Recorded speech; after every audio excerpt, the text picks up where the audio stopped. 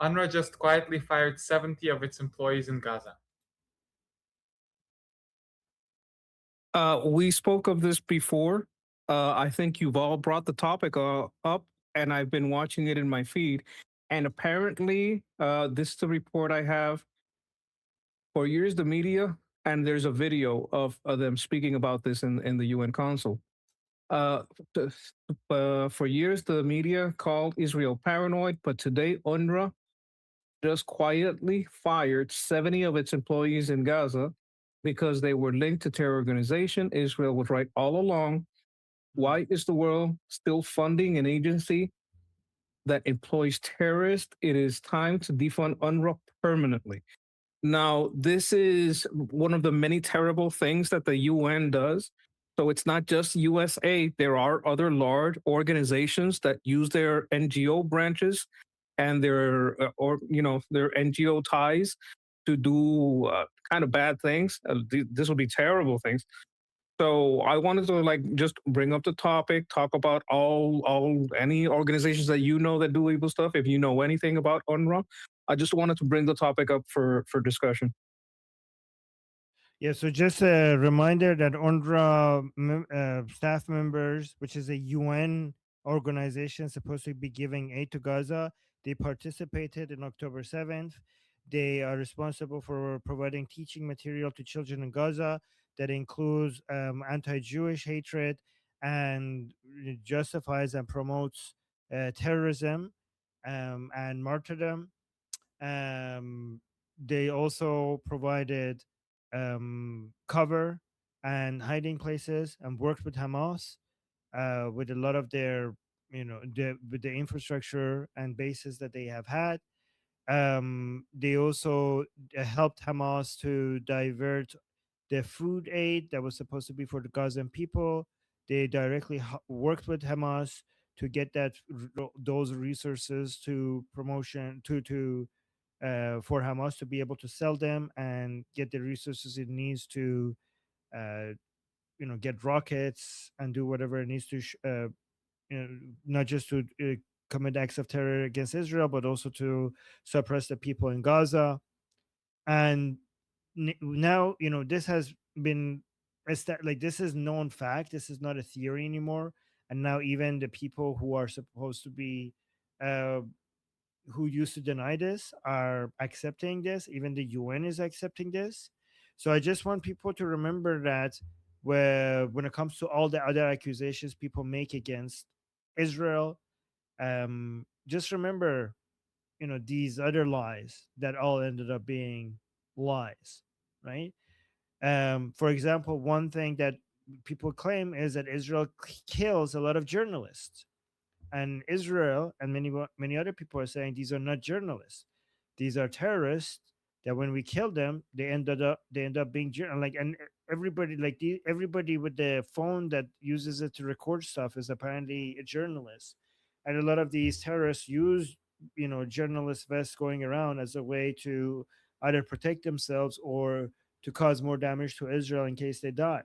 So right now, the main, people make accusations against Israel, and then they move on, and the facts come out, and you see the accusations were wrong. But then people have already moved on to the next thing, and even though now we have the facts that all of those were lies, people are not paying attention to that anymore. They're paying attention to the next lie. But it's our job to keep reminding people every time they come up with a new accusation. We have to go back to these previous accusations and show how much of a bullshit they were, as a way to demonstrate that to people that why they shouldn't be believing these new lies. Anyways, I see some people are on the list. So who's next? I wanted to also add that out of UNRWA's roughly 12,000 employees, 10% are either Hamas members or married to Hamas members, and 50% have close family ties to Hamas members. So they're not just infiltrated by Hamas; they're honestly married to Hamas. Okay, Jose put it too. Okay. I just want to remind everyone that the United States hasn't paid their dues to NATO. in the tune of a couple billion. And this could be very much a cost-saving maneuver by them in the guise of this situation. I'm just saying that because if I'm correct, sometime in the middle of this month, NATO will be broke.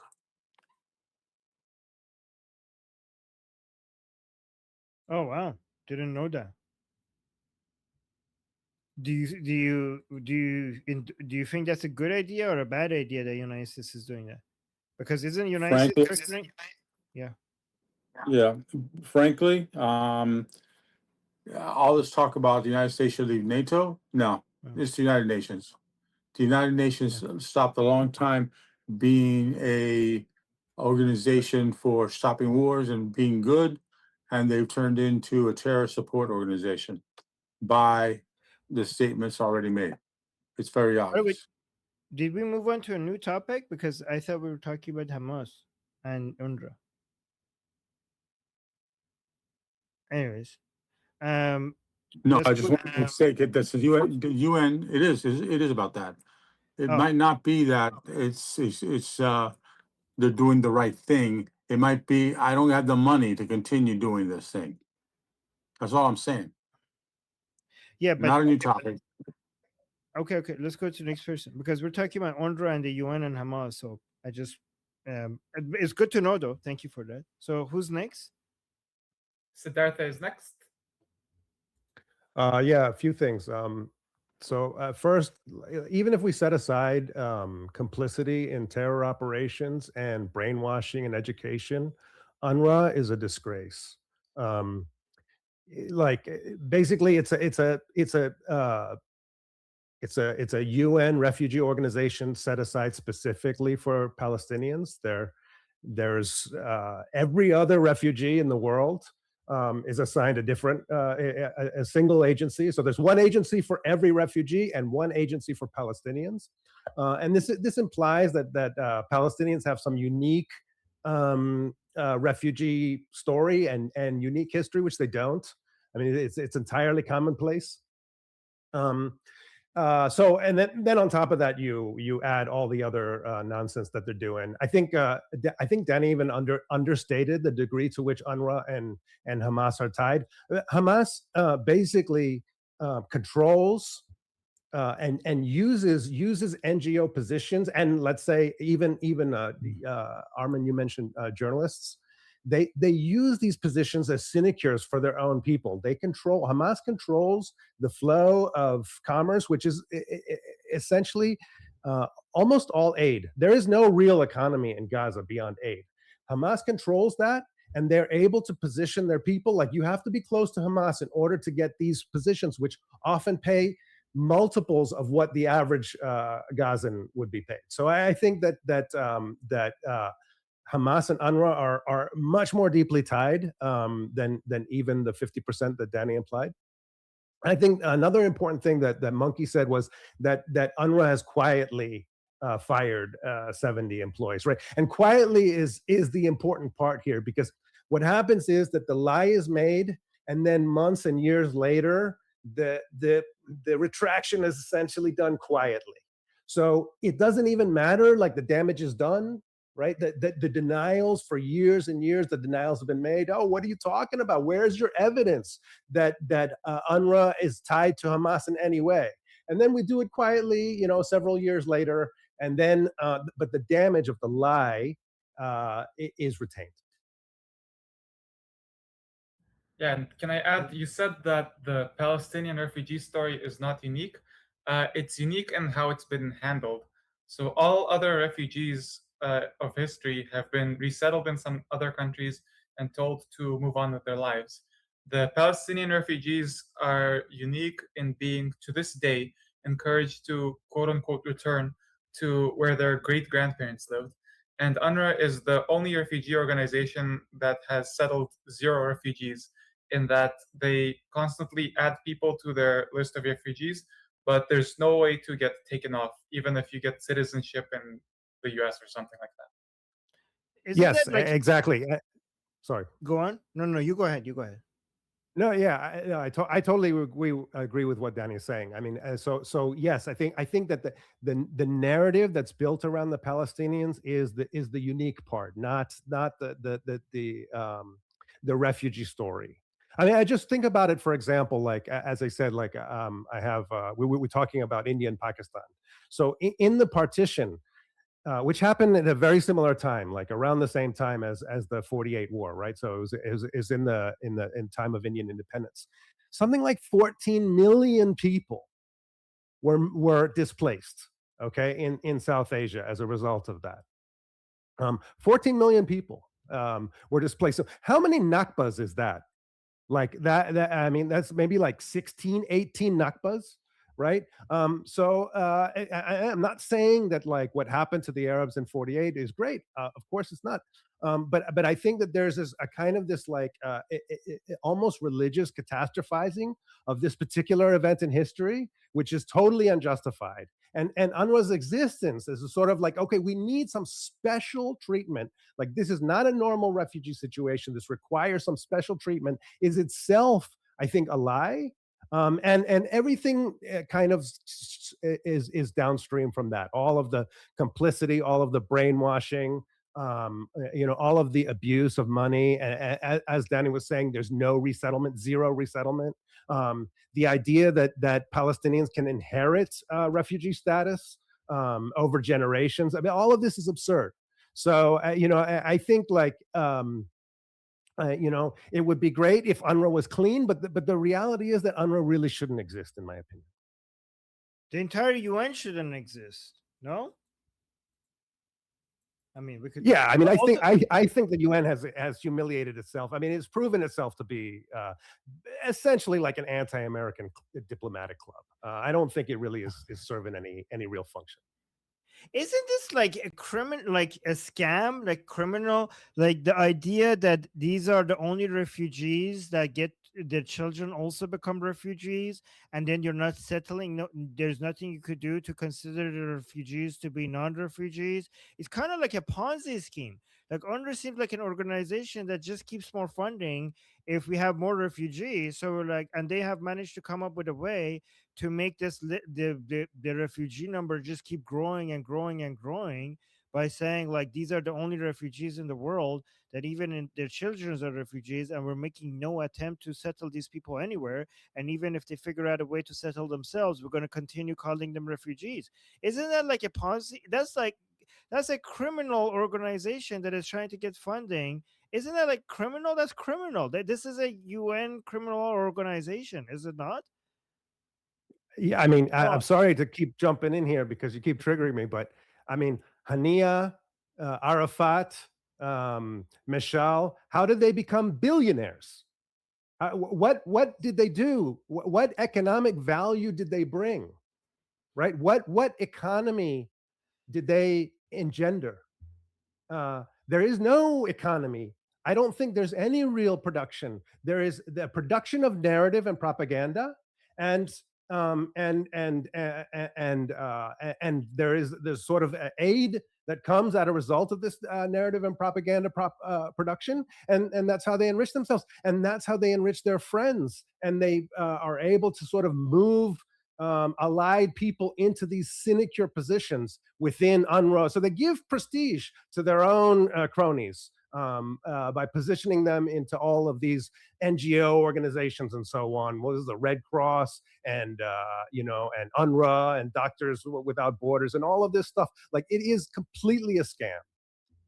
There's no justification for this massive enrichment. I mean, where there, I remember looking at like the number of Palestinian billionaires, and there was only one who was a businessman. The rest are political leaders. Exactly. Let's move on to next response. Jim?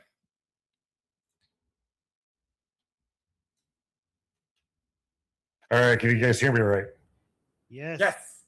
Awesome. I want to ask these two questions here as a devil's advocate. I'm asking them in good, honest faith about the Palestinians here and Hamas, also their neighbor in Syria as well.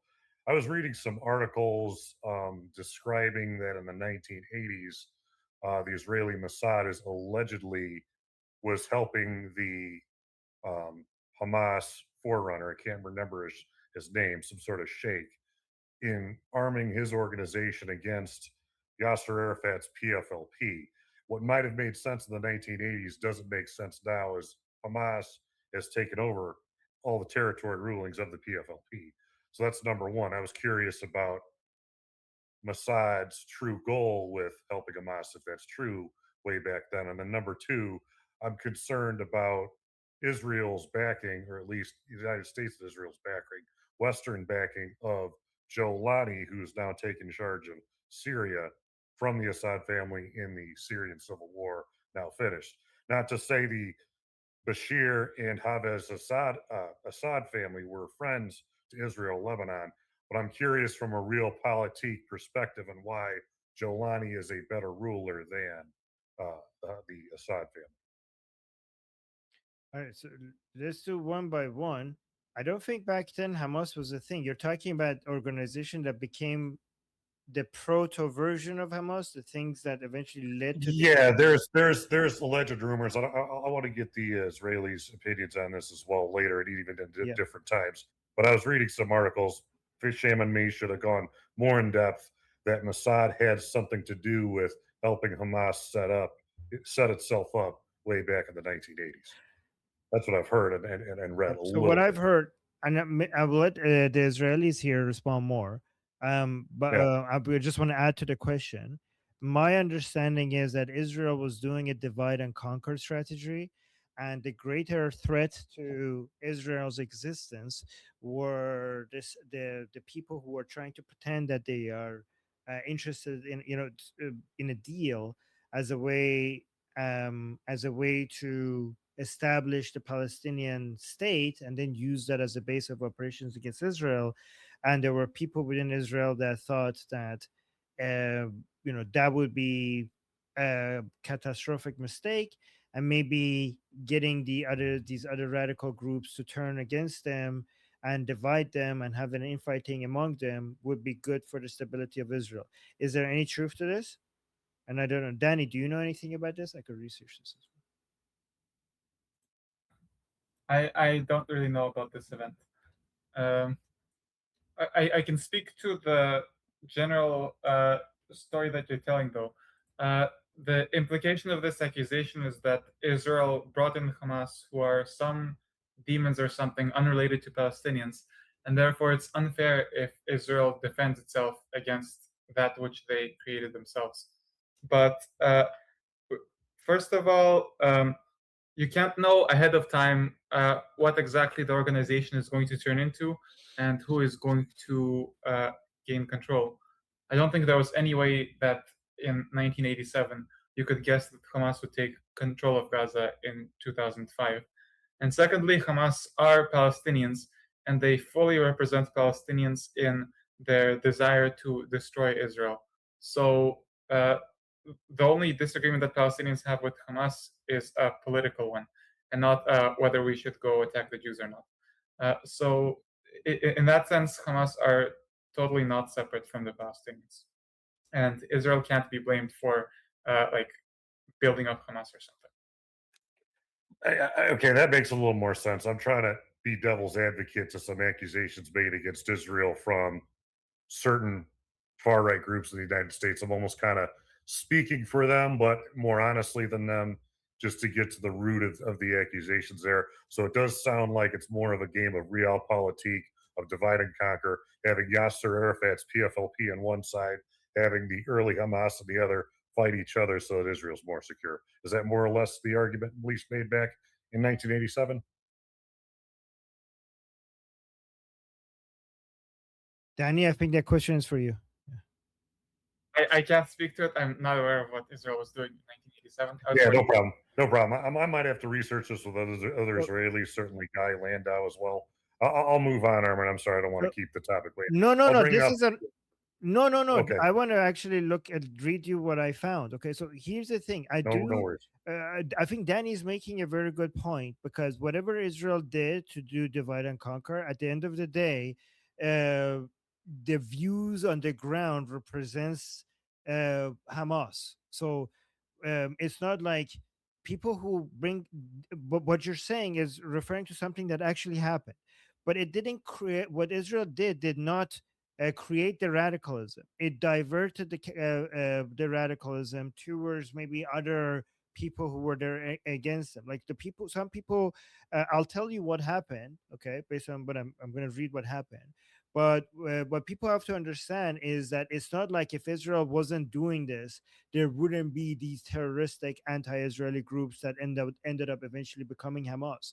That area was producing that with no help of Israel, but Israel was trying to basically do a 5D chess move of turning these people against each other. So, but this is what I found. Okay, so we have 1973 and then 1987, right?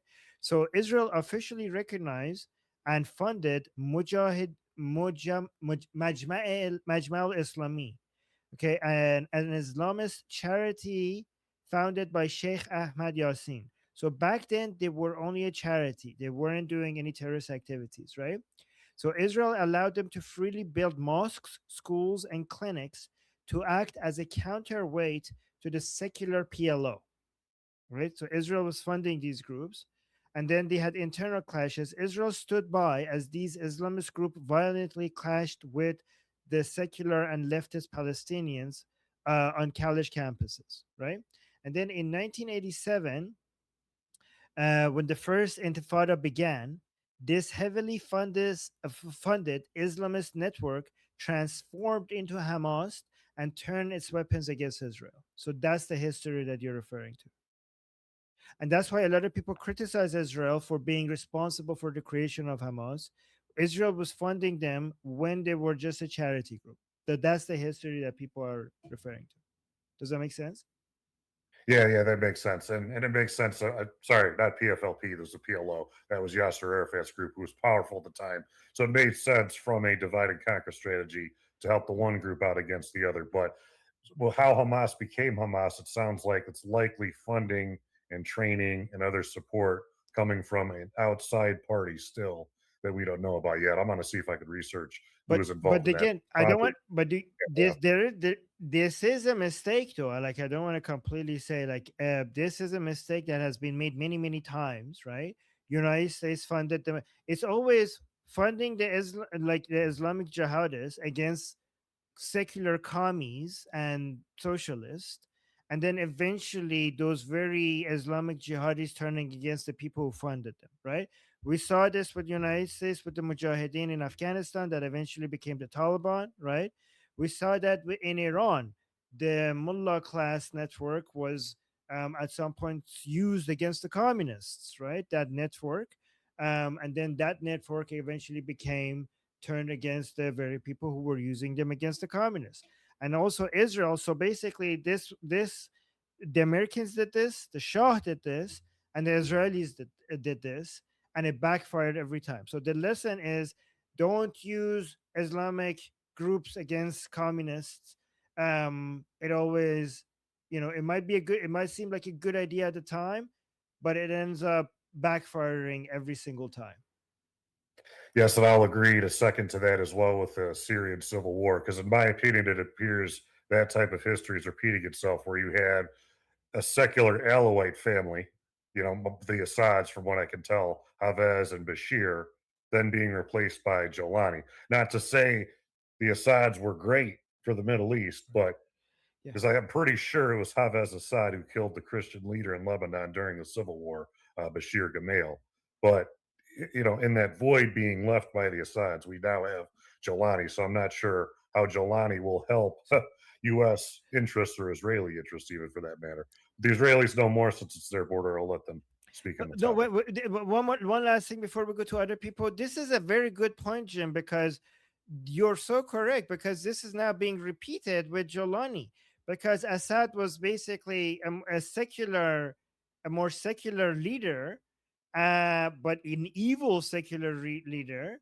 And now, we use these Shia jihadis against Assad, and it does seem like a good idea at the time. So are we going to basically repeat history? The same thing we did in Taliban, the same thing we did with the mullahs in Iran, the same thing we did with the in Gaza with this group that turned into Hamas. Maybe Jolani is now going to be a repetition of that mistake again. That's a very good point. Yeah, absolutely. It just always got me curious as well. I mean, maybe some Israelis in the chat could provide a little more clarity. Yeah. Maybe Yes, Kat, please go. maybe Danny. Well, I wish Sorry, Guy sorry. Landau should. I know you're waiting for the Israelis to speak, so I'll shut up. So let's go Yeah, to yeah, them. I know. Guy Landau, I okay. think, would be a great on this, but I don't know if anybody can comment. Yeah. Who is from Israel Okay, on okay. this? All right, let's go Because to them. Jolani's right on the doorstep. Okay, so first, Richard is not from Israel. Richard, go ahead. Oh, Can you hear me? yes. Yeah, you're Okay, good. great. Armin, just wanted to go back to something you said earlier about UNRWA being a Ponzi scheme. I'm going to respectfully disagree with you and crank it up a notch. Their business model is more akin to an organized crime family or racketeering organization because it's not just the numbers of refugees that swell their budget, it's the actual conflict. They facilitate, create bloodshed to justify their funding and existence. That's their business model. Basically, more dead people on both sides means good business for them. And then they base the funding they collect is akin to protection money to try to facilitate food aid for the conflict they basically create. Okay. All right. Yeah, for a point. Thank you, Richard. Cat lady. Yeah, I'm not about historical facts. I'm not the one to like say everything, but I agree with you guys that using one Islamist group against another is very dangerous, and it most of the time backfires.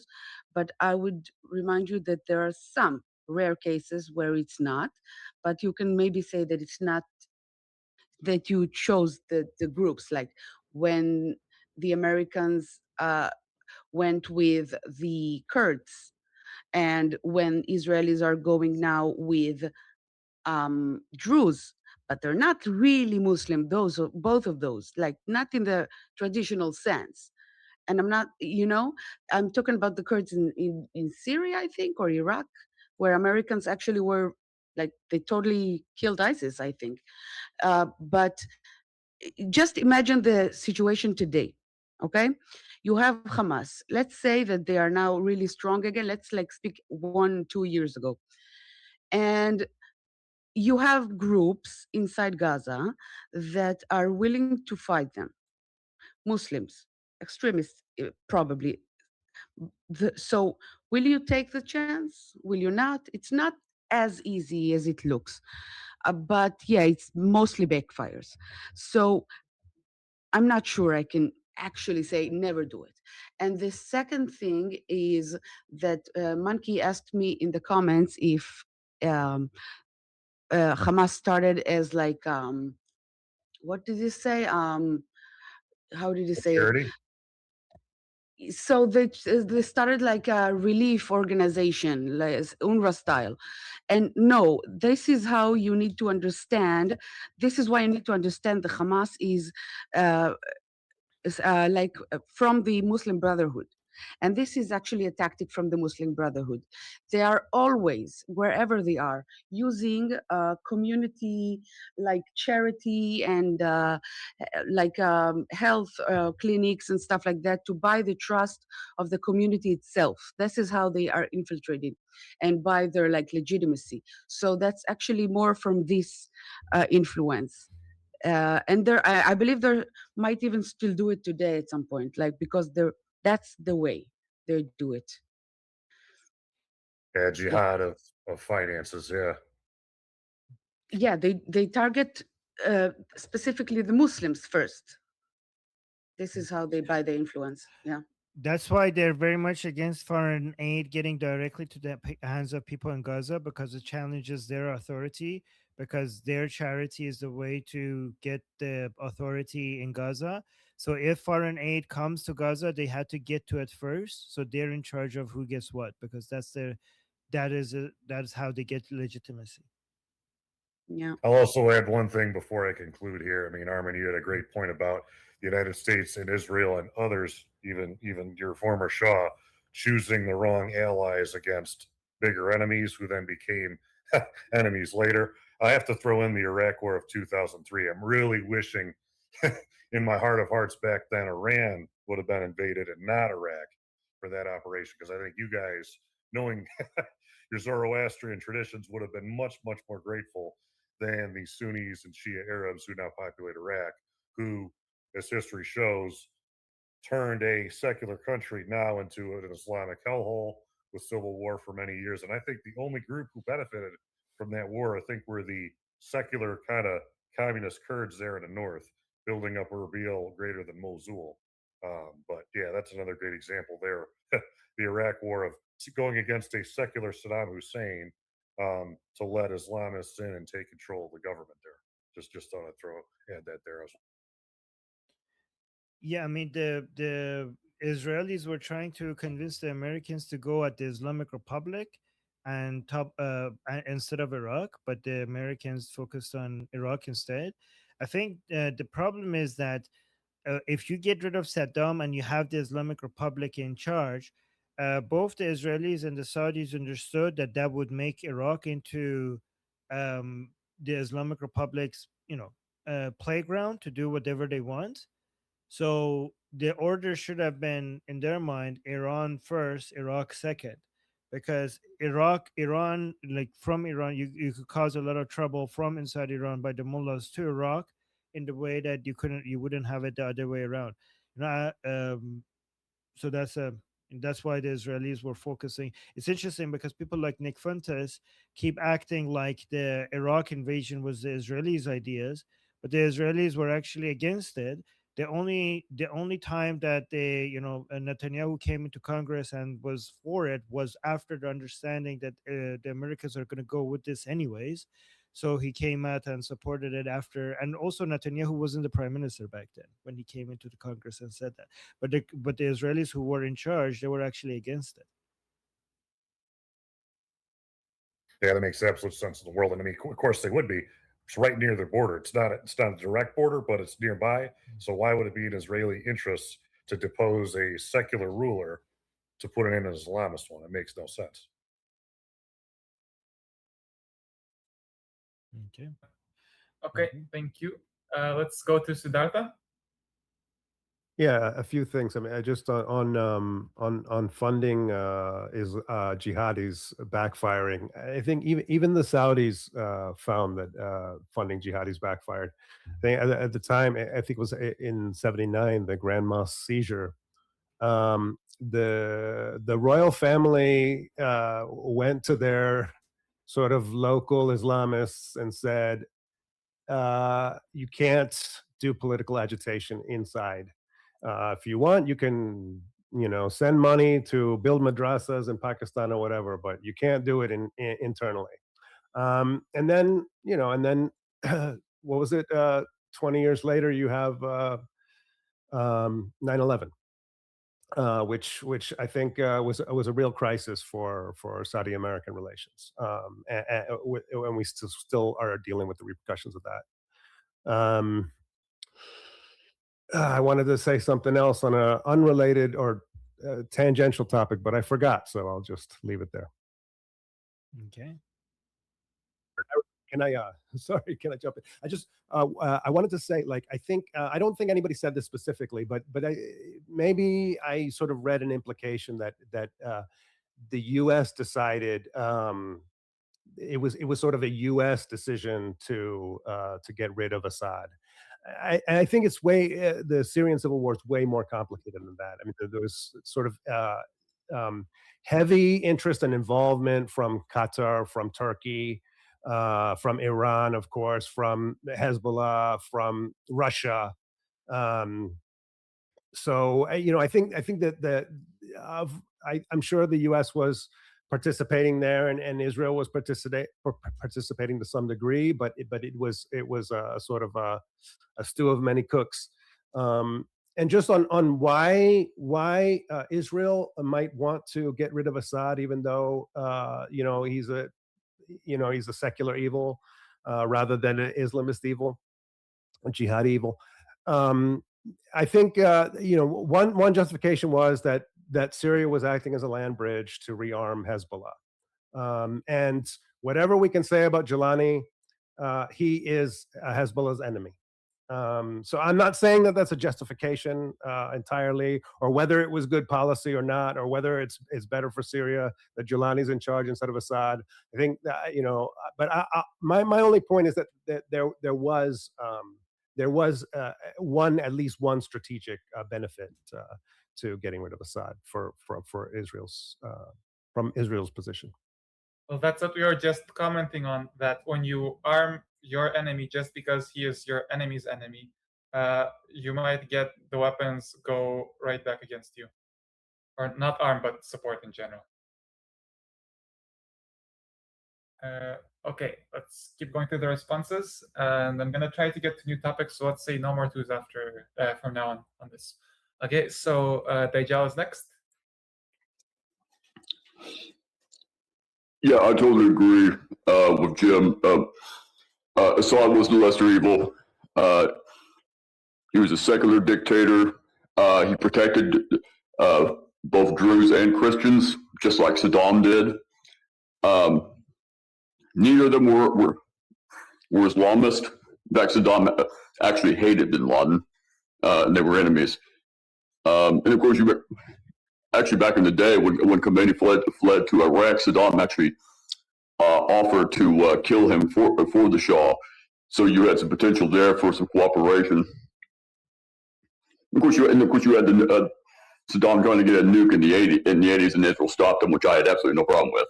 They were right to do that. But after that, he was pretty much decimated. The problem is, whenever you replace a secular dictator with an Islamic theocrat, things always get worse. Period.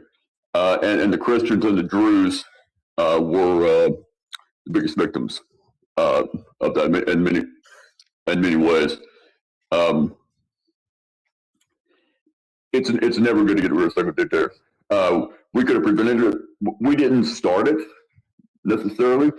But we could have prevented it. We could have brought him more into our sphere of influence instead of Iran's and Russia's. We wanted to.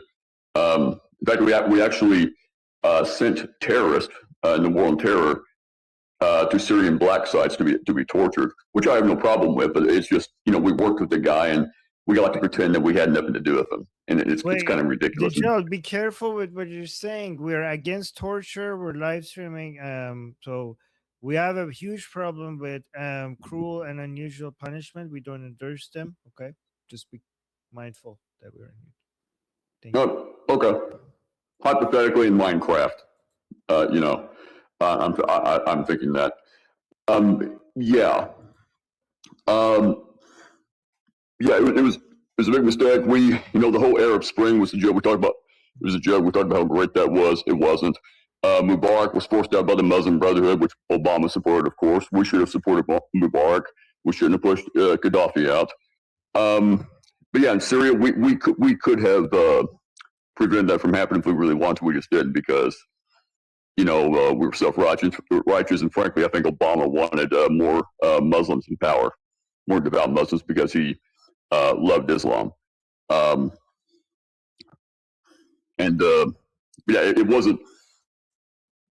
it wasn't our interest to do so, just like it wasn't our interest to invade Iraq in 2003, because he wasn't a threat to us.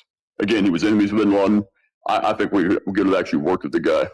And getting rid of him and doing it the way we did just created a vacuum into which terrorists flooded. Specifically, and there were terrorists, Al-Qaeda, but also Iranian-backed terrorists. We basically just turned Iraq into an Iranian satellite. We should have gone after Iran instead, the Islamic Republic. That would have been much more fruitful. Yeah, and now we're paying the price of Iraq, because now everybody thinks every war is Iraq, when it's not. Iran's a totally different situation. All right, we've successfully gone full circle. Let's go to next responder, Richard. Yeah, a few comments about Saddam. I think going to disagree with a lot of the stuff that's been said here. So removing him, you know, and the initial problems that caused can be best compared, I think, to the French Revolution. People thought that was a nightmare initially, but then over the long term, there were a lot of benefits to the world. Saddam was not a neutral, secular, non-threat to Israel. He was the primary funder of the homicide bombings, sent $30,000 U.S. checks despite all the sanctions to the families of those bombers, creating a huge financial incentive. It's a small fortune in the West Bank and Gaza to do those bombings. His threat to the regional powers was basically the reason the U.S. had the bases in Saudi Arabia, which were the primary recruiting call to Al-Qaeda. So basically removing Saddam as a regional threat justified the closure of those bases, put a huge dent in Al-Qaeda's recruiting. There were a lot of other things going on in the region that I think necessitated Saddam's removal. Maybe Iran should have been first. That's a fair point. But Saddam was absolutely a major threat. And that war, in my mind, was 1,000% justified. Yeah, it was justified, in my opinion, as well. I just think maybe the Islamic Republic should have been first, but I don't know. Okay, so we are moving to the next topic. I wanted one more response from Monkey. Monkey. Oh, okay. Okay, so what I wanted to say, I had no idea this topic was going to have legs like this. I've learned a lot. I think it's been incredible. I want to thank everybody for all their input on this. And in the end, you got to watch out for your NGOs, watch out the friends and enemies you make. But I just want to thank everybody. I want to thank everybody for giving this topic so much legs and speaking on all of this. Thank you. I feel like I've learned so much. Oh, that's nice. That's sweet. My name is Armin Navabi. I'm an Iranian political analyst with decades of experience fighting the Islamic regime inside and outside of Iran. Make sure you follow me for more, and also make sure you join our discussion group. I'm there almost every single day. Come talk to me there and the rest of the people there in our group calls. It's a great place to meet and talk to people who like talking about politics. The link is in the description and or in the bio. You could also get there by scanning the QR code on the screen. See you there.